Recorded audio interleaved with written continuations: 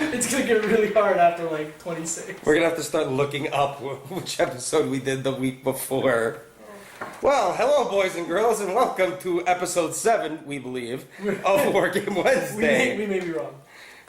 This week, besides detailing my titanic struggles with trying to get the balance of models that I needed for my Firestorm Armada 1,000-point army, and assembling them despite the frigates missing half of their parts and being all distorted and bent and crappy. We're just gonna preface this whole thing saying that these armies are not the armies we had designed to take at 1,000 points because our models have... Half our orders didn't show up. Yeah, and it has been like... You remember the last Firestorm video where I was like, next week we might play Firestorm Armada if our models come? Yeah, that was 3 weeks ago. Yeah, No, 4 weeks ago. It was 5 episodes ago. Yeah, that's great. So, there it is, kids. Yeah.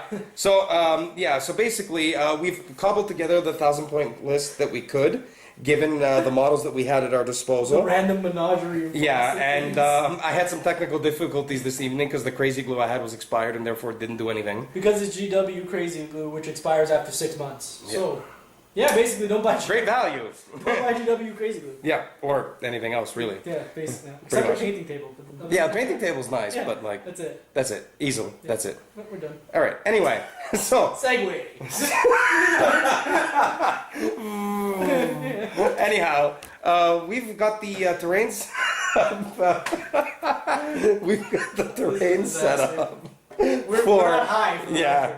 No, we're just like this, which is an even more frightening thought. Anyhow, we've got the terrain set up for this week's game of Firestorm Armada, and this week we are playing one of the homebrew scenarios that G previously mentioned on our site. Yeah, we found a fan. Well, I found a fan site because I have too much time at work, and basically this guy, don't know who he is, somebody online made 24 or 26 custom scenarios that are all kind of like, they all have like a little story blurb that goes with them, and then there's like the special rules for that scenario. They're all actually really good. I've read through all 24 or 26 of them.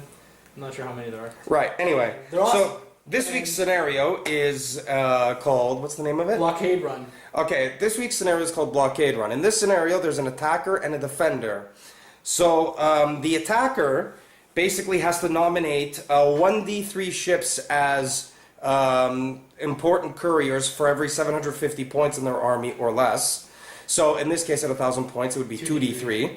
And the attacker basically chooses the board edge they want to come in from. They can choose any board edge. And then the defender has to set up 30 inches away from that board edge, a minimum of 30 inches away from that board edge, and they set up all their ships.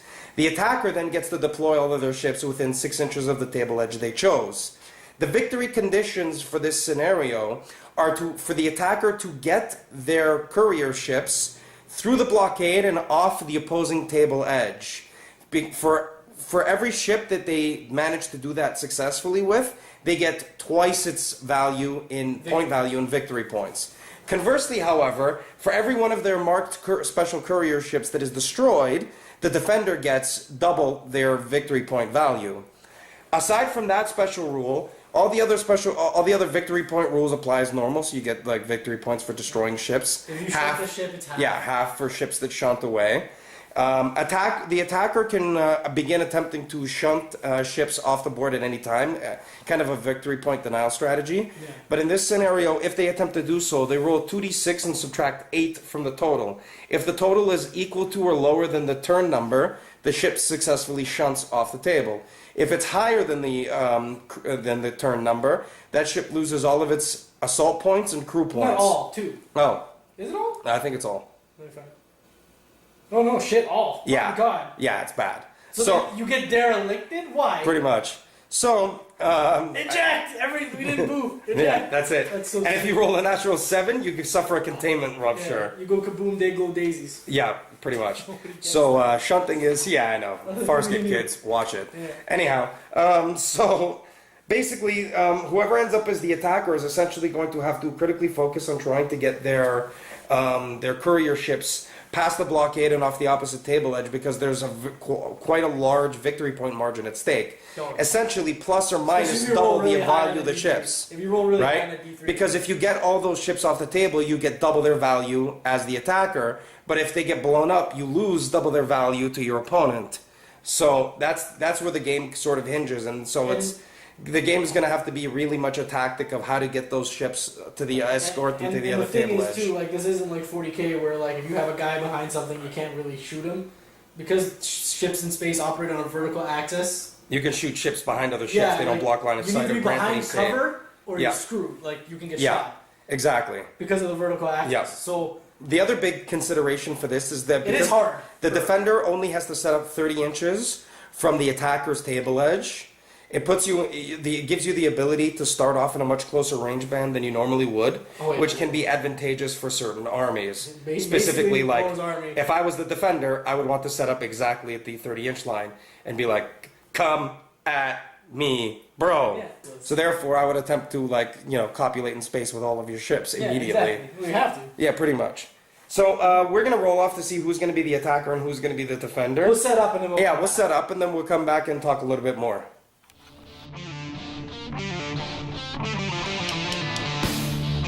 So here we are before the start of turn 1, showing the deployments. G won the you roll. talk about the Barolo first. Oh yeah, we cracked open. There's totally a picture of that. Because we totally cracked open a bottle of 1999 Barolo for this game because I've just had that kind of day. I need wine. It's a festival. Yeah, that's right. Of light and sound. Exactly. So, G won the initial roll so he could choose whether to Thank go God, though. attacker or defender. Thank God. And he chose to be the defender. And so you see, I chose this table edge. So he had to deploy all of his stuff first. So he deployed, you see 4 frigates, a couple destroyers, another thing of 4 frigates, a carrier. And then over in the other corner. Cruisers, frigates. I got frigates coming out of every orifice. Right, because you had lots of those models around. So, I, on the other hand, have to deploy, he has to deploy a minimum of 30 inches from my deployment edge for this scenario. About here. It would have been roughly here. Right, but he doesn't want to be that close to me, so he deployed further back. Whereas I have to deploy up to 6 inches in from my edge. And so you see, this is, I'm kind of deployed, spread out there with my gunships in the middle as they should be. And I've marked the 4 squads with the white dice that are carrying the, because I rolled 4 on the 2d3 for the courier ships that are carrying important messages. So there's that squad of cruisers, that squad of 2 frigates, that squad of 3 cruisers, and the battleship have been chosen as my 4 squads. You see the dice that are still left out from where I marked my deployment limit. That's a 6-inch line. So now that we've got this set up, we're going to see if I can manage to, first of all, back the camera up. Yeah. So this should be a really interesting game because this is a really kind of, in principle, somewhat of a difficult tactical scenario for the attacker in this particular setup. Because for every squad I lose that has the courier marker on it, he would get double the victory points for killing them. Whereas I have to try and get them off the other board edge, the one where all of his ships are. So there's going to be a bit of a challenge, but challenges are good. Let me see if I can come up with something to make this work.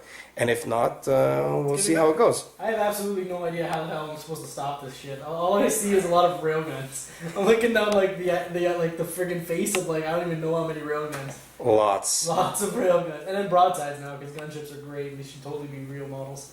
That's right. All right, so we'll come back at the end of turn 1 and see how things are going.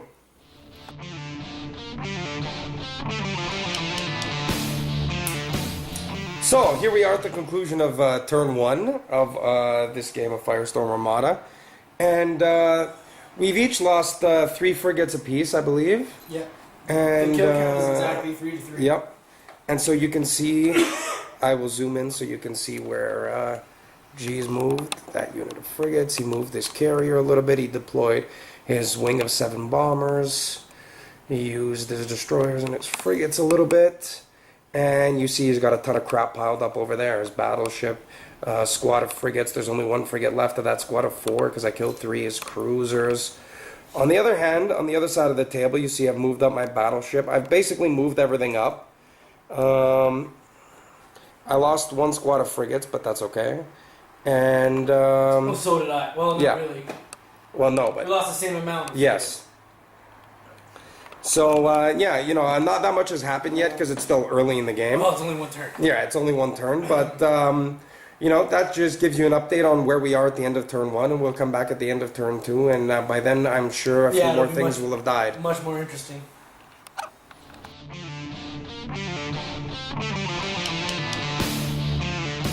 Here we are at the end of turn 2, and this game is going swimmingly.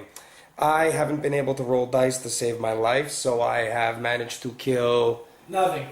a cruiser. Yeah, a This cruiser. turn. With And everything. meanwhile, It's been fucking terrible. I've been picking shit off. how many of my frigates have died? 1, 2, 3, 4, 5, 6. Shit, sorry. 6, 7, 8. Okay, so 5 frigates have died this turn, and one of my gunships is almost dead. And let's see over here. This cruiser is taking some damage. It's been a And rough game for you overall, I think. yeah, overall it's been going swimmingly. I mean, I think that being the attacker in this scenario has gone really well for me so far. No. So we'll see what happens over the course of this next turn. I suspect this next turn is pretty much gonna largely decide what's gonna happen here. Shit. I think, yeah, you know, Yeah. yeah. What a Yeah, disaster. I'm a dead man. Yeah. Yeah. I don't know. It's gonna be rough. Yep. It's gonna be rough going. All right, we'll be back after the next turn after I've died miserably. Can't just say that.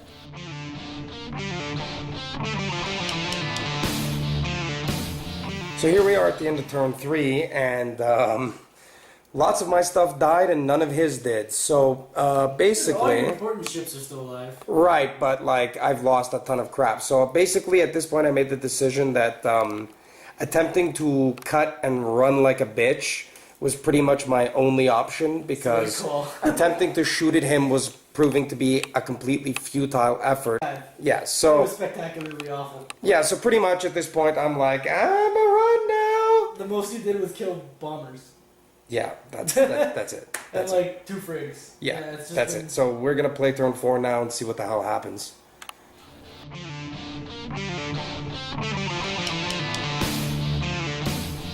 Okay, here we are at the bottom of turn 4, we think. We always lose track of what turn it is. We should get a dice. And some more of my stuff has died. A couple A of lot more. cruisers are dead now. All my frigates are dead. So I have that one cruiser, that battleship, and where the hell are my other 3? There. Oh, all the way down here. And these 3, which are probably going to make it off the table. And he's still got almost everything left alive. So at this point, it's just a matter of seeing if what I can manage to get off the table before it dies, because that's going to determine who wins this because of the way the victory points work in this particular scenario. Yeah, it's gonna come down to like.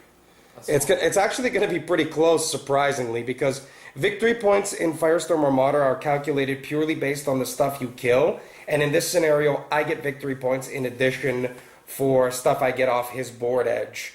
But if this was done like the way it is in a lot of other game systems, where you add up the stuff that's still left alive in addition, this game would already be over. So thankfully, given the way victory points are calculated in this game, I still have a shot at redeeming something. You're actually probably gonna win. I can't. Well, no. Well, no, I can't kill your battleship, and I probably can't kill them. They're fine. Well, you're gonna have like 3 or 4 turns to shoot at the battleship with your entire army. It only moves 6 inches a turn, bro. We'll see.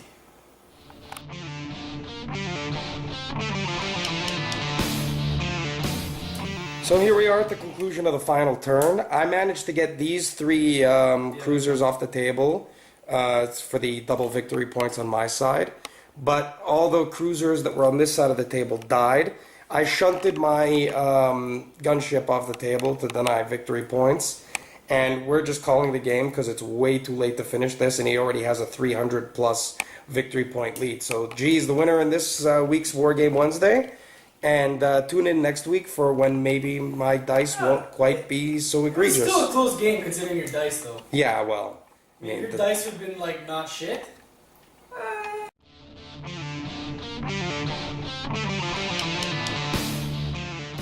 and crappy. We're just gonna preface this whole thing saying that these armies are not the armies we had designed to take at 1,000 points because our models have. Half our orders didn't show up. Yeah, and it has been like. Remember the last Firestorm video where I was like, next week we might play Firestorm Armada if our models come? Yeah, that was 3 weeks ago. Yeah, No, 4 weeks ago. It was 5 episodes ago. Yeah, that's great. So there it is, kids. Yeah. So basically, we've cobbled together the 1,000-point list that we could, given the models that we had at our disposal. The random menagerie. Of Yeah, and I had some technical difficulties like this, which is an even more frightening thought. Anyhow, we've got the terrain set up for this week's game of Firestorm Armada, and this week we are playing one of the homebrew scenarios that G previously mentioned on our site. Yeah, we found a fan. Well, I found a fan site because I have too much time at work, and basically this guy, don't know who he is, somebody online made 24 or 26 custom scenarios that are all kind of like they all have like a little story blurb that goes with them, and then there's like the special rules for that scenario. They're all actually really good. I've read through all 24 or 26 of them. I'm not sure how many there are. Right.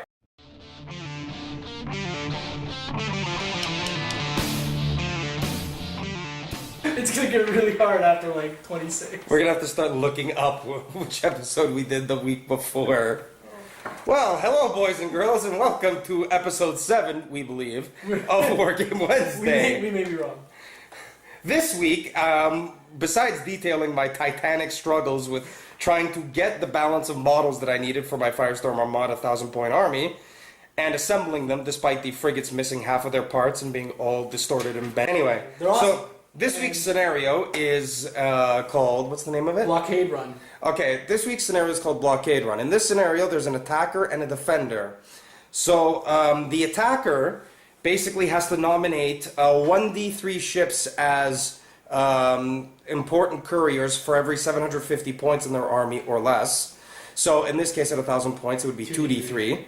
And the attacker basically chooses the board edge they want to come in from. They can choose any board edge.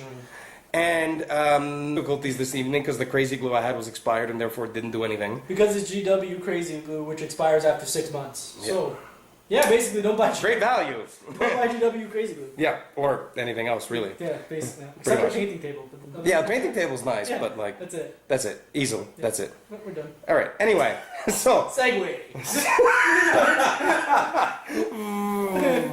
anyhow, we've got the terrains. We've got the terrain set up. We're not high. For Yeah. No, we're just.